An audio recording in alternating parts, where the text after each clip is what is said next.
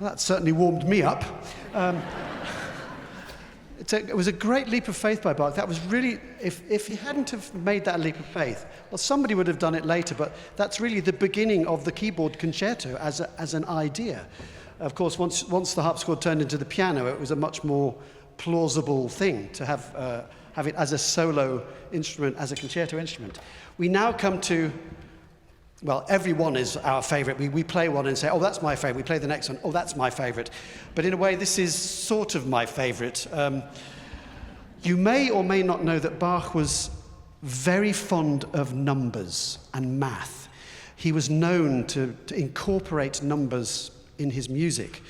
He was like some of these savants who can do incredible calculations just by looking at the numbers, and the answers appear in their heads. He obviously had that gift of just seeing computational possibilities and putting numbers in music. And two numbers in particular that he was fond of putting in were related to his relationship with God. So 3 for the Trinity, the Father, Son, and Holy Spirit, and 7 as a representation of God as perfection, creating the world in 7 days. And he used these quite substantially, and often in the third piece of a set of 6, the third being the beginning of that number. And this is no exception. The scoring for this piece, Brandenburg 3, it's slightly odd. Well, they all have different combinations, but this is quite odd. The solo instruments are 3 violins, 3 violas, and 3 cellos. So you can already smell a rat in terms of numerical terms. So we have 3 times 3. Yeah? He often would use 3 times 3 times 3, 3 cubed. But that's a long story. I could talk for hours about that. So we know that we're dealing with 3 squared. All of the musical material in the first movement is built up of little 3-note cells. So we have this.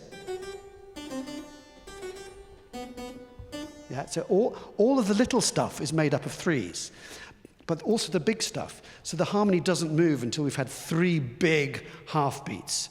So and the first solo begins at bar 9, which is 3 times 3. There's also 27 is one of them. One of my favorites is 108. Any mathematicians here?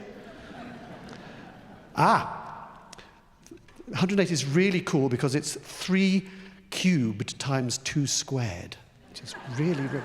And he uses that as a structural... Anyway, the first movement goes along happily. Then something very strange and symbolic happens in the second and third movements. The 3 cello, who've had their own parts in the first movement, the 3 independent parts, they have a Trinitarian act and become one. So they're no longer playing separate lines. They all, in the second and third movements, they're playing one line, which of course leaves 3 plus 3 plus 1, which is 7.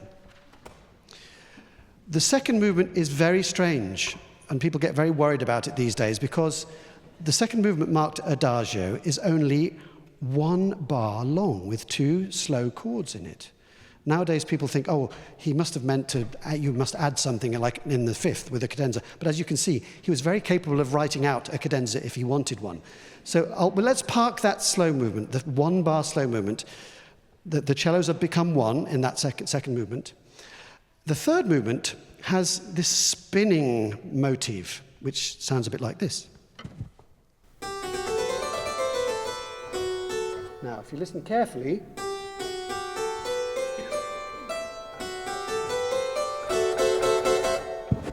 the interval which spins is a 7th, which is very important.